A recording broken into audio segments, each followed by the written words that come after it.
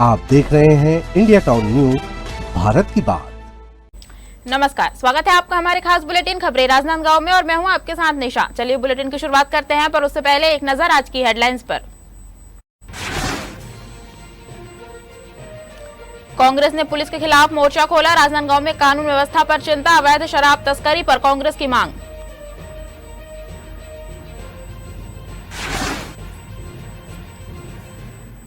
चाकू लहराने वाला आरोपी गिरफ्तार, बसंतपुर पुलिस की कार्रवाई, आरोपी को भेजा गया जेल।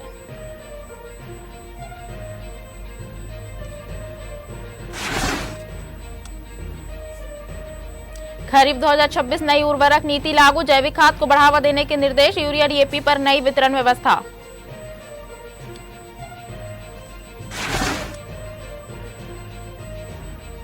यूरिया से इलाज से पहले पार्किंग टैक्स, मेडिकल कॉलेज में मरीजों की जेब और सब्र दोनों की परीक्षा, राजनांदगांव के मेडिकल कॉलेज फिर से चर्चा में।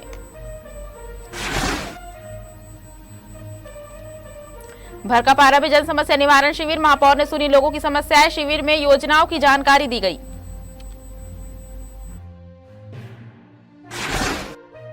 राज्य सरकार के खरीफ 2026 के लिए सहकारी क्षेत्रों में उर्वरक वितरण के नए दिशा निर्देश जारी किए हैं। इसके तहत रासायनिक उर्वरकों के साथ जैव उर्वरक, जैविक खाद, हरी खाद और नील हरित काई जैसे वैकल्पिक उपायों को बढ़ावा दिया जाएगा।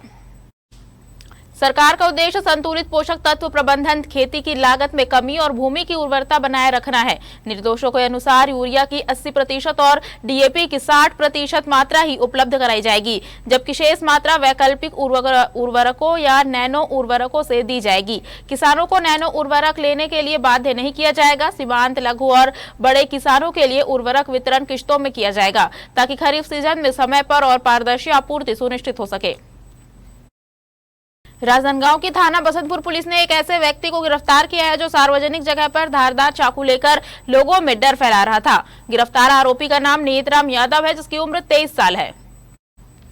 पुलिस को सूचना मिली थी कि एक युवक चाकू लहराकर लोगों को डरा रहा है। सूचना मिलते ही पुलिस ने तुरंत कार्रवाई की और आरोपी को पकड़ लिया गया। उसके पास से लोहे का धारदार चाकू भी बरामद किया गया। जांच में पता चला कि आरोपी के खिलाफ पहले से भी आपराधिक मामले दर्ज है। पुलिस ने उसके खिलाफ आर्म्स एक्ट के तहत केस दर्ज कर उसे गिरफ्तार किया और कोर्ट में पेश किया। कोर्ट ने उसे जेल भेजने का आदेश दिया, जिसके बाद उसे जिला जेल राजनांदगांव भेज दिया गया है। राजनांदगांव के दिग्विजय कॉलेज परिसर में पार्किंग की कमी अब छात्रों के लिए रोज की चुनौती बनती जा रही है। पर्याप्त पार्किंग सुविधा न होने के कारण छात्र छात्राएं अपनी 2 पहिया और 4 पहिया गाड़ियां कॉलेज के बाहर सड़क किनारे खड़ी करने को मजबूर है। स्थिति यह है कि कॉलेज के सामने का हिस्सा धीरे धीरे एक अनियंत्रित पार्किंग क्षेत्र में बदलता जा रहा है, जिससे न केवल यातायात बाधित हो रहा है, बल्कि दुर्घटना की आशंका भी बनी रहती है।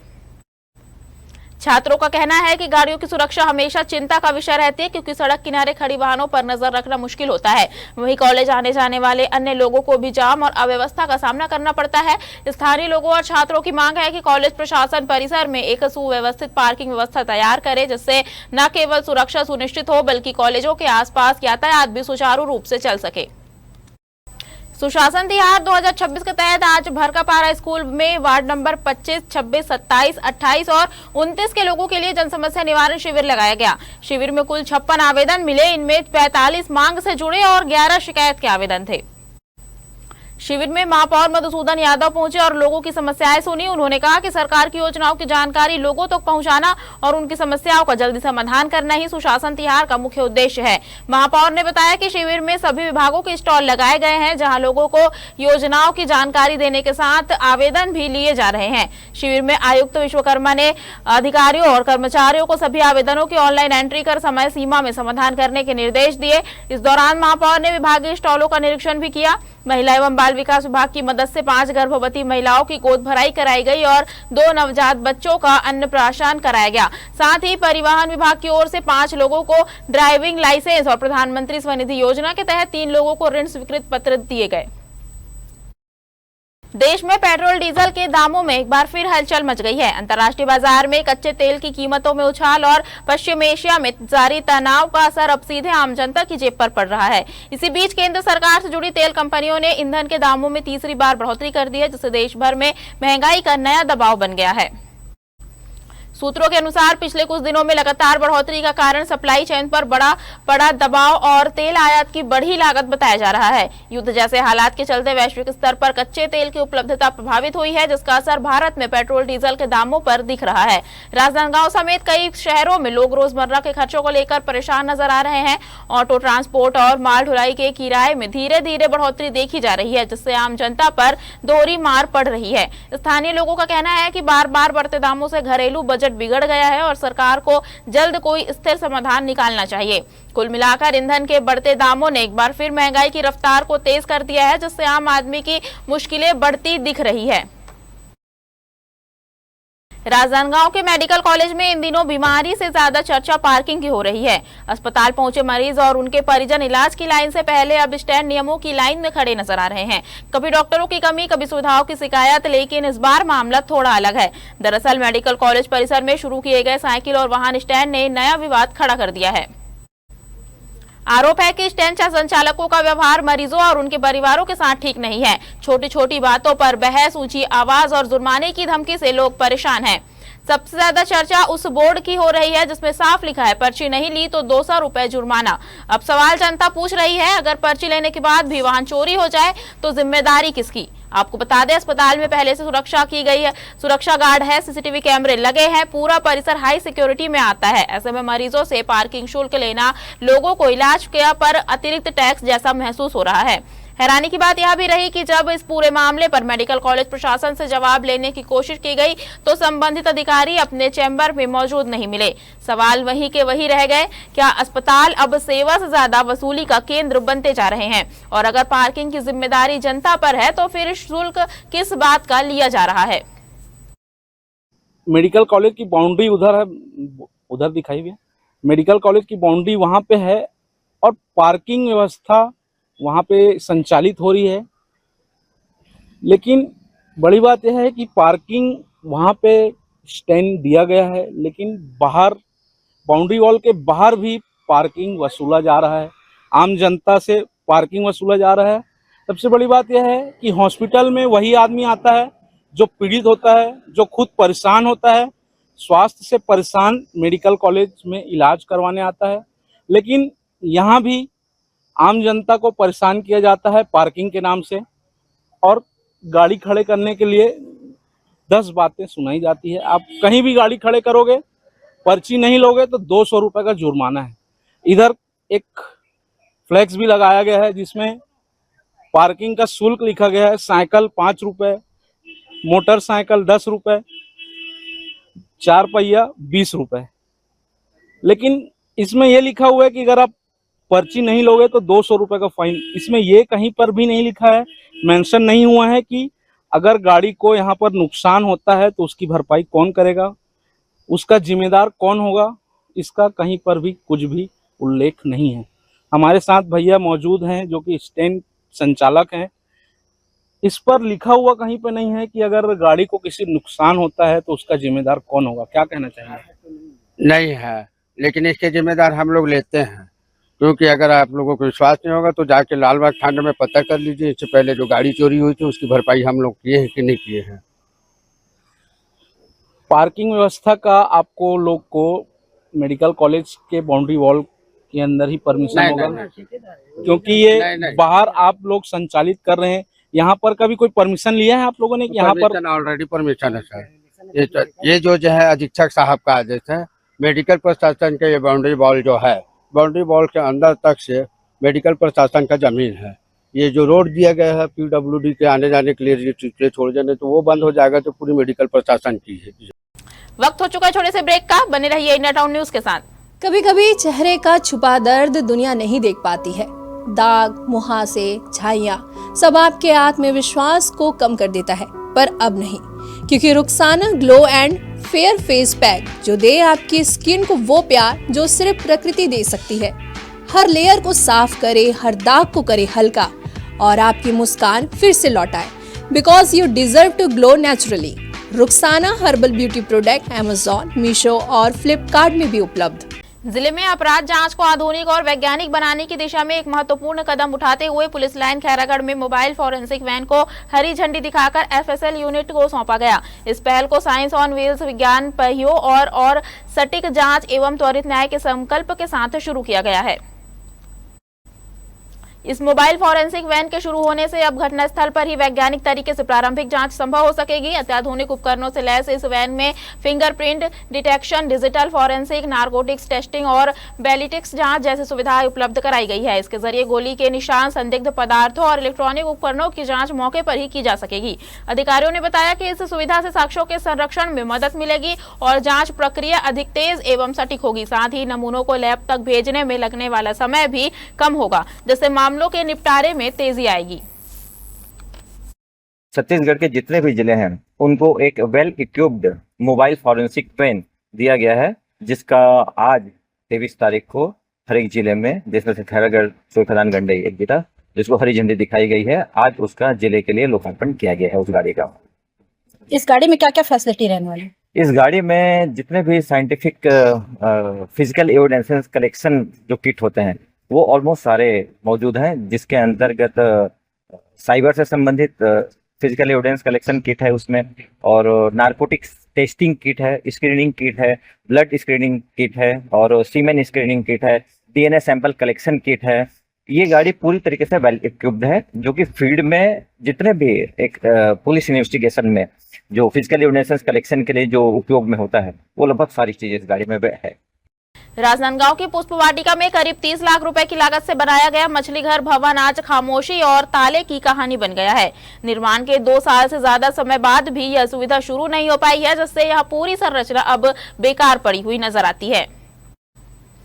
स्थानीय लोगों के अनुसार जिस उद्देश्य से यह भवन तैयार किया गया था वह अब तक अधूरा ही है। नतीजतन मछली घर के दरवाजों पर ताला लटका है और परिसर धीरे धीरे जर्जर होने लगा है। आसपास का हिस्सा भी रखरखाव के अभाव में खराब दिखने लगा है। यह परियोजना अब सवालों के घेरे में है। जहां एक ओर लाखों रुपए खर्च हुए, वहीं दूसरी ओर शहर के प्रमुख स्थान पुष्प वाटिका की सुंदरता और उपयोगिता दोनों प्रभावित हुई है। जिले में बिगड़ती कानून व्यवस्था, सोशल मीडिया पर वायरल ऑडियो, वीडियो और अवैध शराब तस्करी को लेकर जिला कांग्रेस कमेटी ने पुलिस प्रशासन के खिलाफ मोर्चा खोल दिया है। शहर कांग्रेस अध्यक्ष जितेंद्र उदय मुदलियार के नेतृत्व में कांग्रेस प्रतिनिधिमंडल ने राजनांदगांव रेंज के आईजी को ज्ञापन सौंपा। इस दौरान प्रतिनिधिमंडल ने उच्च स्तरीय जांच और दोषियों के खिलाफ कड़ी कार्रवाई की मांग की है। ज्ञापन में कांग्रेस ने आरोप लगाया कि हाल ही में सोशल मीडिया पर वायरल ऑडियो में मुख्यमंत्री स्वैच्छा अनुदान राशि के दुरुपयोग का गंभीर मामला सामने आया है। आरोप है कि राशि किसी अन्य व्यक्ति के नाम पर स्वीकृत कराकर हितग्राही से वापस लेकर तीसरे व्यक्ति को सौंपा गया। कांग्रेस ने इसे सरकारी योजनाओं के दुरुपयोग का मामला बताया और दोषियों के खिलाफ तत्काल एफआईआर दर्ज करने की मांग की। इसके अलावा वायरल वीडियो में कथित तौर पर पुलिस जवानों द्वारा शराब खरीदने पहुंचे नागरिकों के साथ मारपीट और अभद्र व्यवहार किए जाने का आरोप लगाया गया। ज्ञापन में डोंगरगढ़ क्षेत्र में दूसरे राज्यों से आने वाली अवैध शराब की बॉटलिंग और तस्करी को भी प्रमुखता से उठाया गया। कांग्रेस ने कहा कि सीमावर्ती क्षेत्रों में सुरक्षा व्यवस्था कमजोर होने के कारण बड़े पैमाने पर अवैध और मिलावटी शराब का कारोबार चल रहा है, जिससे किसी बड़े हादसे की आशंका बनी हुई है। इसी कड़ी में शहर में बढ़ती चोरी और आपराधिक घटनाओं पर चिंता जताते हुए कांग्रेस ने कहा कि लगातार हो रही वारदातों से नागरिक और व्यापारी भय में है। पार्टी ने चौक चौराहों पर पुलिस बल बढ़ाने, रात्रि पेट्रोलिंग सख्त करने और अपराधों पर तत्काल नियंत्रण की मांग की है। देखिए, शहर में लॉ एंड ऑर्डर की व्यवस्था चरमराई हुई है। आए दिन कोई ना कोई ऑडियो वीडियो वायरल हो रहा है। एक ऑडियो में तो मुख्यमंत्री सहायता कोष का 1 लाख रुपए दिला के 90,000 रुपए वापस मांगा जा रहा है। इससे ज्यादा दुर्भाग्यजनक बात क्या होगी कि सत्ता दल के लोग मुख्यमंत्री सहायता कोष का पैसा जिसको दिलाते हैं उससे पैसा वापस भी मांगते हैं। ये घटना का एक ऑडियो शहर में वायरल हो रहा है, तथाकथित ऑडियो। मैं चाहता हूँ तथाकथित ऑडियो की जांच होना चाहिए और जो दोषी हैं उनके ऊपर कार्रवाई होना चाहिए। शासन के पैसे का दुरुपयोग नहीं होना चाहिए। दूसरा मुद्दा जो है, प्रमुख मुद्दा, वो ये है कि हाल ही में एक वीडियो वायरल हुआ है जिसमें शराब भट्टी के अंदर ही कोई आदमी शराब खरीद रहा है, उसके ऊपर पुलिस ने कार्रवाई कर दी। एक तरफ चखना सेंटर भी सरकार चला रही है, शराब भी सरकार बेच रही है, और जो पी के जा रहे हैं, चला रहे हैं, उसके ऊपर भी छुप के कार्रवाई कर रही है। मेरी मांग है कि जिला प्रशासन, पुलिस प्रशासन एक साथ बैठे और ये चखना सेंटर वाली पद्धति को बंद करे, जब तक ये चखना सेंटर बंद नहीं होगा, ड्रिंक एंड ड्राइव के केस कम नहीं होंगे, लोगों को जान माल का नुकसान नहीं होगा। खाली कार्रवाई कर देने से, औपचारिकता करने से ये व्यवस्था सुधरेगी नहीं। शराब भी बेच आप रहे हो, पिला भी आप रहे हो और कार्रवाई भी आप कर रहे हो, इससे लोगों में आक्रोश है और छुप छुप कर जो पुलिस प्रशासन कार्रवाई कर रहा है खुलकर करे।